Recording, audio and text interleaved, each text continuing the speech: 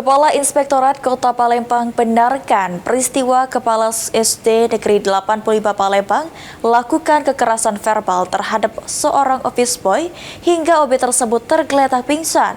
Untuk hal tersebut, Kepala SD Negeri 85 Palembang sudah meminta maaf.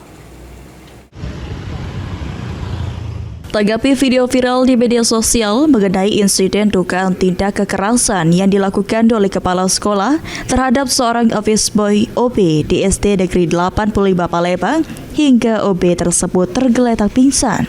Ditemui pada Rabu 6 Agustus 2025, Kepala Inspektorat Kota Palembang Jamiah Haryanti mengatakan sudah melakukan klarifikasi terhadap Kepala SD Negeri 85 Palembang dan dari hal tersebut memang terjadi kekerasan verbal dan bukan kekerasan fisik. Untuk hal tersebut, Kepala SD Negeri 85 Palembang sudah meminta maaf.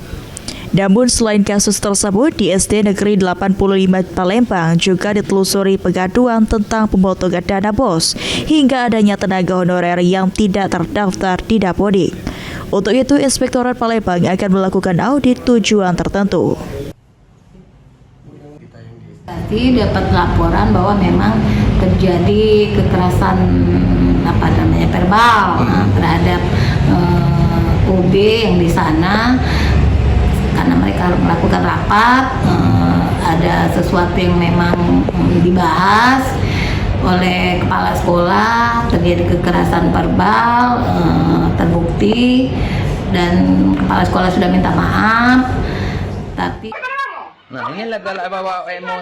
dari LHP, audit dan klarifikasi yang dilakukan, menurut Jamiah, pihak inspektorat memberikan rekomendasi untuk hukuman disiplin baik ringan, sedang maupun berat. Sandi Pratama, PAL TV.